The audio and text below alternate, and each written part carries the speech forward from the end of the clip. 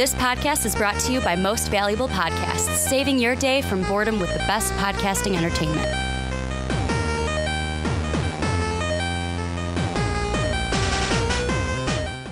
What's up, real MVPs, Ricky Widmer here, along with fellow man-child, Johnny Karlic. And we are back for another edition of the, not Primetime Podcast, not the Onside Kick. I almost said Primetime Podcast, that's tomorrow. We're here for another edition of the Rick and Johnny Podcast, where we talk about everything under the two nerdy suns. And we are here today, kind of almost a full Marvel podcast. We had a ton of stuff from New York Comic-Con. We had new Hellboy. We're going to talk about that. We had Aquaman come out. I mean, last week it was earlier this week, we had DC announce a trailer for the Harley Quinn series, the Netflix series about Sabrina the Teenage Witch. It's, I think, The Chilling Adventures of Sabrina came out with another trailer.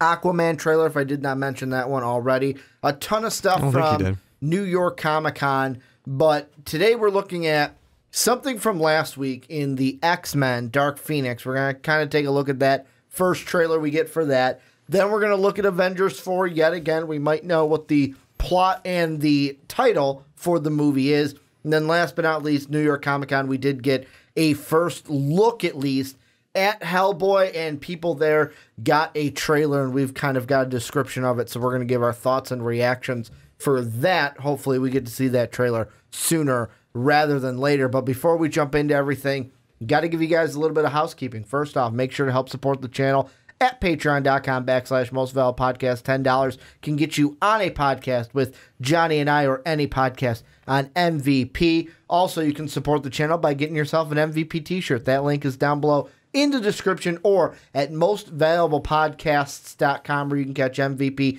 each and every day. And then last but not least, if you have Apple Podcasts, you have iTunes, you're listening to us on either one of those, please go ahead, give us a 5-star rating. Make sure to let us know why you like listening to the podcast each and every week.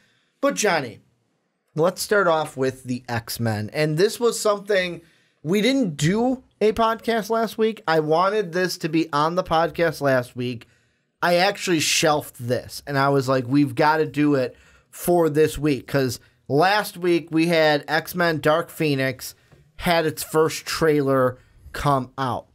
And the first question I want to ask you, both you and I have seen it. If you have not, I'm going to put that link down below in the description. I want to ask you this question. And there's a reason why I'm asking you it, but I'm just going to ask you it right away. Should we be excited for X-Men Dark Phoenix? I kind of am. Looks good so far. But should we, and why? Should we and why? Should we be excited for this movie, and why or why not? Because it's almost over. No, I'm kidding. You say that as a joke. Some people will take that seriously. But if you listen to the music, they're playing a song that literally says, "This is the end." So it's like, it's got a very it is the end, because they kind of do trilogies. Well, and not just that. It's people are saying like, "Oh, this is the end." Like this is going to be Fox's song, or this is going to be Fox's swan song when it comes to the X-Men before they officially give it over to Marvel and Disney. Well, I'll have to say, I don't know. It's perspective on who's excited about it and why. You can take it as, oh, this is the final one, but you can take that either way too. Actually, I'm excited because it does look good. We get to finally see what it looks like a better Phoenix Saga than the original one so far. The one that we saw with as of now, X2 and The Last Stand. Yeah, I mean, to be fair, it's previews, it's trailer. So I mean, it's not. We didn't go see the movie, and yeah, it's better. No, we're seeing it, but right now it looks better from what we saw from the other. So I have hopes for it, even though this is Fox's final, like one of their final movies. Well, because I mean, for me, I hate to do this, but I am on the negative side when it comes to this. Like, I saw this trailer and I wanted to be hyped for it. I wanted to get my hype levels up because it looks like it's going to be, or I hope it's going to be, a good movie. However, I am sitting here jaded. My mind cannot get the fact off of the Disney Fox deal is done. We just got to do all the legal stuff before the X-Men will officially be over in the rightful hands that it belongs to in Marvel and Disney, to where I'm so jaded with this that I look at this and go, why? What's the point? I get the point is that it's Fox's studio and they kind of want to see this thing all the way through, and also it costs money to make a movie and you got to want to release it so that you make your money back for paying for all this before the Fox deal went through with Disney. But like the comic book fan in me, just like, maybe it's because I know what Marvel gives me, and I know the debate that I had it with one of my buddies, Pete, the other day. He said that like he's a DC guy, and he's like, oh, well, with Marvel, can you really say they're all great? Because it's just one formula that Marvel does, and it's a good movie. And I mean, yeah, do they follow a similar formula? Yes, but it ends up working to where in my mind, I'm like, you know what?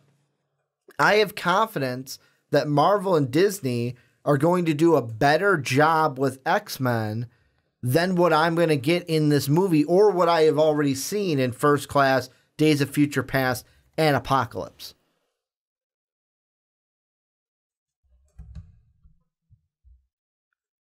I'm sorry, I lost my train of thought. Okay. Okay.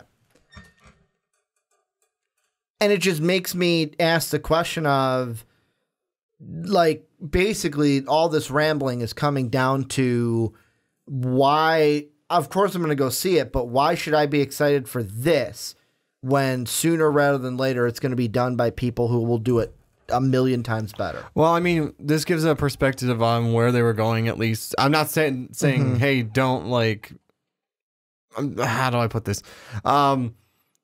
Yes, Marvel's probably going to do it better, but this is like, who knows when the next time we're going to get a Phoenix Saga. So I'm going to take what I can get and see what Fox has to offer for their final few movies. How are they going to, like, do you think this will be a finite thing, like the end of this movie? Like, they might have had another one planned after this, maybe like, ooh, the X-Men go into the 2000s. Do you think this is going to be one where it's like, hey, you know what? We're giving it off to Disney. We're finishing this right here. They might do either. I don't know if they're going to cut it off just because it's kind of hard. It's almost hard to do that 100%. What they might do is like cap it to the point of, you know what, there's not enough loose questions to like, well, what the fuck is going to happen next? Like, here are the X-Men. Hey, here are the X-Men. They probably hand it off to at the point, like cap it off at like, hey, there's not enough questions to really like warrant another movie, but hey, it's open because hey, Disney, Marvel, if you like this one enough, you have a cast that's already ready to go. You can just use them. And Disney has decided, hey, we're not gonna use them. But like they're leaving it off the story, like the story off of, hey, you can still use this. So it's all completely up to Disney after that point. With me, and I don't mean to cut you off, I just feel like when I watch the trailer, I hear the music. It's got a very, like, the theme of how they cut up the trailer, the track that they used where in the song it says, this is the end. I get that feeling to where it's like, okay, this is the final movie. Like you mentioned, trilogy. Although this isn't a true trilogy because this is the fourth movie. Is it? We had First Class, Days of Future Past, Apocalypse, and now Dark Phoenix. I don't like. I almost now don't consider not Days of Future Past, but First Class. First Class is part of that. It's still it's the beginning. I almost feel like that's like a standalone now at this point because it's the beginning of and you it. added like the kids in at that point. I guess count it in there because it is Fassbender and McAvoy's. It is their Charles and Magneto. True. So, I mean... And Jennifer Lawrence this is probably supposed to be like the second set to the trilogy, the next three. Yeah. This is probably supposed to be the first one for it. And it's like, well, we already sold it, so we met... And Fox has got to get their money out. And let's just take it this way. Take it as it's possibly a good movie coming out, if nothing else. You're talking about like, well, why should I be excited? It's like... Be excited at least that it may be a good movie because it looks like it's going to be good. And like I said, this is from the first trailer. And I'm hoping it is. I'm hoping it is a good movie because Like, I'm not one of those people that is bound to one studio to where it's like, oh, F Fox, I don't want them to have it good because Marvel's going to do it better. I just, like I said, my jaded mind just thinks to, like, I want the good thing now, and I know I'm going to get that good thing, so why... Like, am I going to watch this movie and just sit there and go, yeah, this is a good movie, but I can't wait until it's done a million times better? Like, that is what I think of when it comes to, like, the Fox Marvel thing. Go ahead. I try and take that off the table when it comes in my mind because, like, I don't know when I'm getting it. I don't know if Fox even, like, or not Fox. I don't know if Marvel even has plans yet for Dark Phoenix. They may not want to do that storyline for a while, especially since, well, thanks, Fox, but you just did it now, so we have to wait, like, 6 years before we can do it again. However, the one thing, and I'm going to throw this in here, because I find this very, very interesting, is although it's not something that they're fast tracking. Yeah, there is. I think it was Kevin Feige said that they're in talks to write a script for the Dark Avengers. And guess who's a part of the Dark Avengers? Wolverine. Yeah, I was going to say. So that means, to me, we'd get a Wolverine kind of character, because the whole thing with that is people are like, Dark Avengers, that means they're going to do the Thunderbolts and have that whole thing too. But like with Dark Avengers, we can get guys like Sentry, Ares, we can get Captain Marvel, Miss Marvel is in it, Hawkeye, you can get Wolverine is in it. So, I mean, there's some things, and Iron Patriot, I believe, is the leader of or in that. I'm out. A comic book Iron Patriot. I'm joking. Not the Iron Patriot. Well, this is that we all MCU, know and buddy, and if you bring up the Iron Patriot. And I'm looking here on the Wikipedia page, and it says Venom. So, I mean, maybe Sony, like, hey, after Venom and everything, after it's established, maybe Marvel can use Venom from Sony. I feel like Sony wouldn't mind them, but so far it's what I've read is that Marvel doesn't want to use Venom. No, they don't. So it's more so on Sony's side of like, go ahead, we set them up for you. Go ahead and use them. We don't want them right now. We don't know by the time we get to Dark Avengers. Oh no, I agree. I agree with that. What's going to be the plan? Exactly, but I'm just saying, like, he's going, no, we don't want it, because this is the attitude right now. This is the attitude right now. Hey, we set up Venom for you guys. Do you want Venom? I'm good. Thanks. It's like when a kid hands you like the sucker they were just eating. It's like, yeah, it's I'm good. That looks like a real tasty lollipop, but I don't want it. Thank you. I'm not even related to you. Oh man, I'm not hungry. I just ate a big dinner. One of those, yeah, exactly. Here's a random question I got for you before I get back to my X-Men thought. Yeah. Because we brought up Venom, and then you brought up Spider-Man. The guy who plays Kingpin in the Daredevil TV show on Netflix said that he personally will not rule out Kingpin in a Spider-Man movie. Do you think we'll ever get his Kingpin in a Spider-Man movie with Tom Holland? I would really hope they would do that, as opposed to, because as of now, and opposed to recasting a Kingpin for the MCU. Well, not to mention that, and that, like, they're technically supposed to be connected. I know the Marvel movies connected. Well, the movies don't really reference them, but the shows reference the movies for one. Two, I believe it's someone's brother connected with it. I don't think it's Feige's. Does Feige have a brother? I don't know. No. I don't know the behind the scenes. Well, for the Marvel. Someone connected to someone in the MCU actually produces those. Okay. Or directs those. One of those two. And I forget which one specifically. Someone connected does those.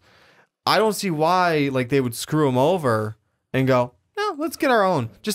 That'd be cool to actually cross that finally and make it like, hey, yeah, this is, because he also does a really good job as Kingpin, in my opinion. Yeah, no, because I like those series. I like what he is, which doing I do need to get caught with up his, but like it just was something that I saw an article for, and I was like, I wonder if they'll ever give us a Kingpin with Tom Holland's Spider-Man. It just made me go, kind of a what if kind of a thing. But very true. Getting back to the X-Men thing for a second. Yes. The thing that watching this trailer after I get past the whole Marvel Fox debacle in my head, this trailer gives off a vibe of like when you know for a fact when like a studio comes out and says we're doing 3 Batman movies, and by that third one, like that trailer is like this is the last one of like it's got that this vibe. Story.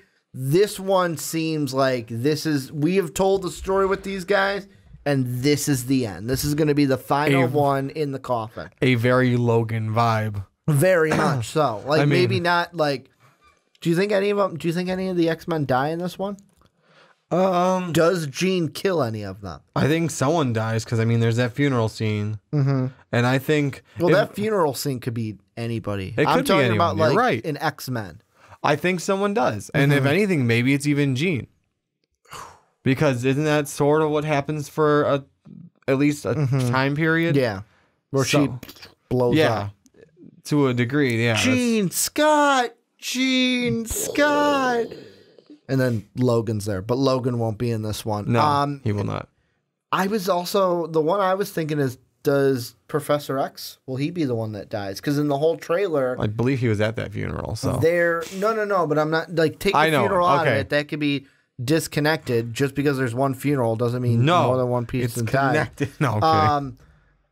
Could he be someone that? Because through the whole trailer, people are blaming him. Yeah. For what Jean is right now, although he was just trying to protect her, but then also. Magneto gives that speech of like where he says to Charles basically there's always a speech and nobody cares.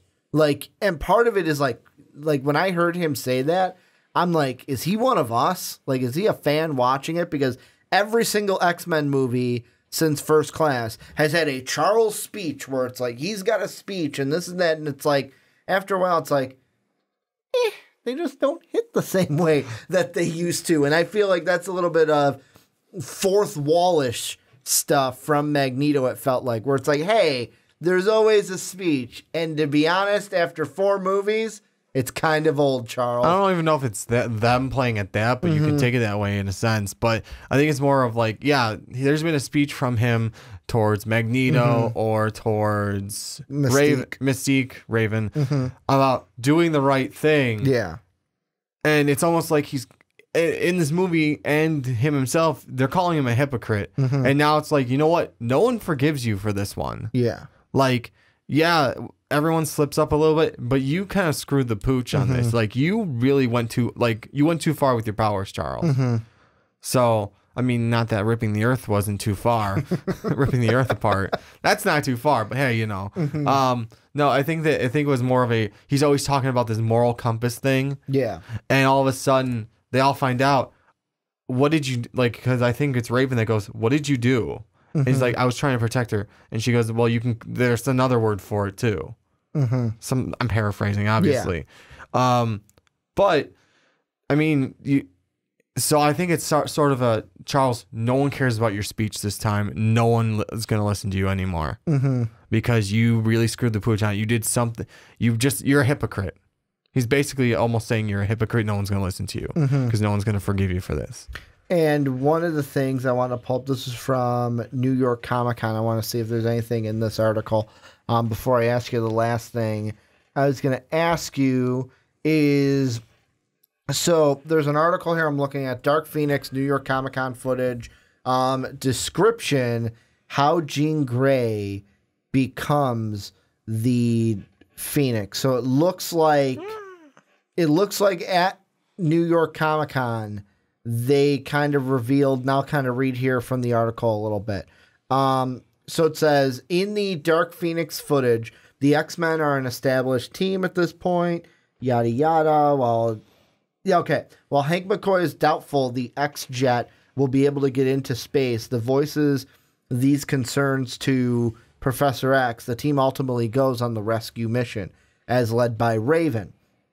Once in outer space, Raven directs the other members of the team on how to use their powers to save the NASA shuttle crew from where their ship is trapped, spinning nearby a red-orange energy mass. Cyclops uses a weapon specially fitted on the X-Jet for his powers to blast the shuttle and make it stop spinning. Then Nightcrawler transports Quicksilver inside the shuttle to rescue the crew, all while Storm plugs holes in the shuttle's hull with ice.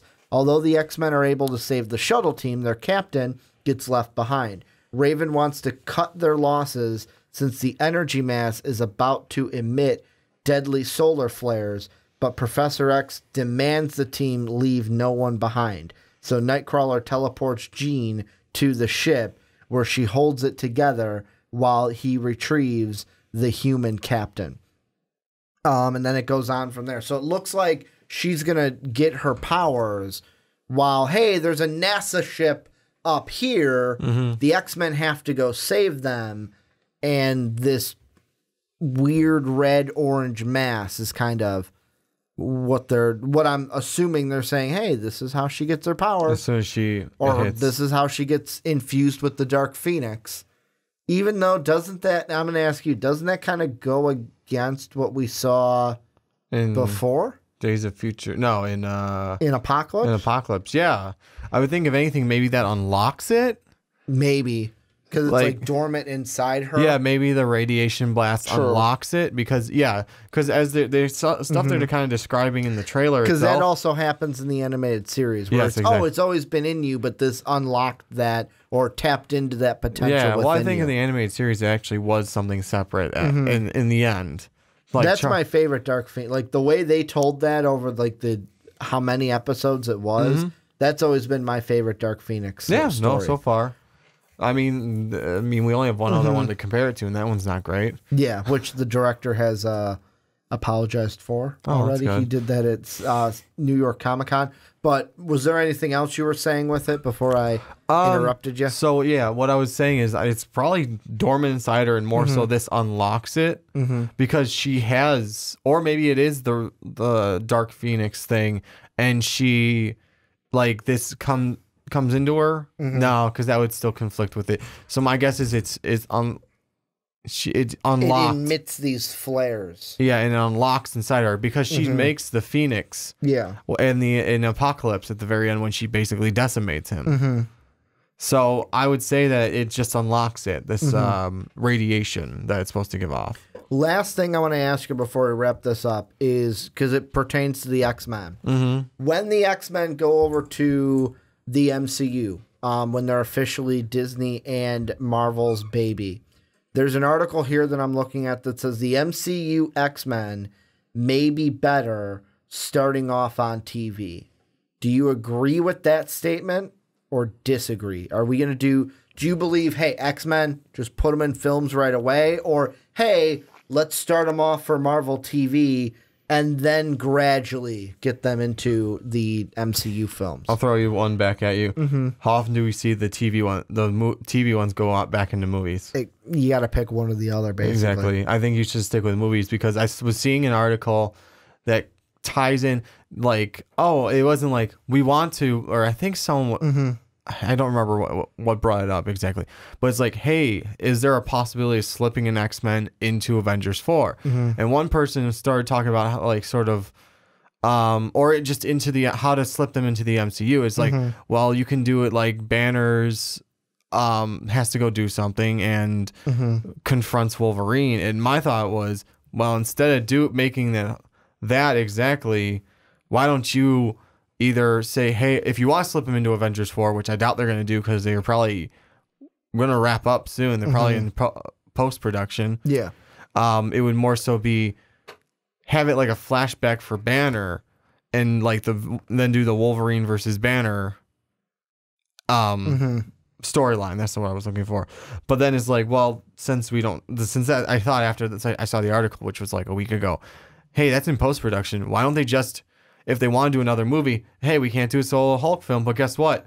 Solo Wolverine and Hulk film and do a Wolverine versus Hulk. Hey, man. We had Thor Ragnarok. That's our way around that. Would we ever get another Hulk movie? Where it may not be Hulk alone, but it's not, because every time we've seen Hulk, it's been, I mean, basically the question I'm asking you is, will we get another Thor Ragnarok type movie with the Hulk. It would be cool to do that because, like I said, we don't have the rights to do. And if they want to work more with Hulk, which I haven't heard anything about Ruffalo leaving necessarily. So which means he might be on board for doing more. And then one way I could see them slipping it into the universe is they could do it post Avengers 4, or they could do a flashback type movie and tie them into, like, make it sort of tied into the universe earlier if they wanted, and do it his time when, remember in the pre-Ruffalo one where it was Ed Norton and he ended up in the cabin at the very end? Yes. And that end scene where he's like that zero, it's like 300 and something days without, like, the little time clock in the bottom saying 300 something days without becoming the Hulk. Yeah. Then it goes to 0 and he hulks out on purpose. What if it's that? What if it's like, and then that starts off right there? Yeah, because, you know, they're in the wilderness. They don't. We never find out where that cabin is. I don't even think we find out in Agents of S.H.I.E.L.D. because they use that cabin once in there too. Isn't that the same cabin that Black Widow goes to find him in Avengers? No, he was in India. Okay. In a living in a house in India. So it might, because at that point he's like, I think he's talked about traveling the world trying to do good. So he's not playing doctor necessarily, but being a doctor. Yeah. Any final thoughts you've got on Dark Phoenix before we move on into Avengers stuff? That's all I got. Well, this is where you guys come in. Let us know what you guys think down below in that comment section. I know you guys will. Are you excited? Are you guys excited for Dark Phoenix? Which side of the fence do you sit on? Are you the Johnny side where it's like, you know what? I don't care what's going on with the Fox Disney deal. This is a movie coming out. I'm excited for it. Are you kind of on my side where I don't want to say where I'm completely like, no, this is going to be a bad movie, but there's that part of my head that's just like, I know what I'm going to get with the MCU, and I'm expecting it to already be better, so why give me an inferior product? That's kind of where my mind is at. Let us know what you guys think. What are you guys thinking in that comment section?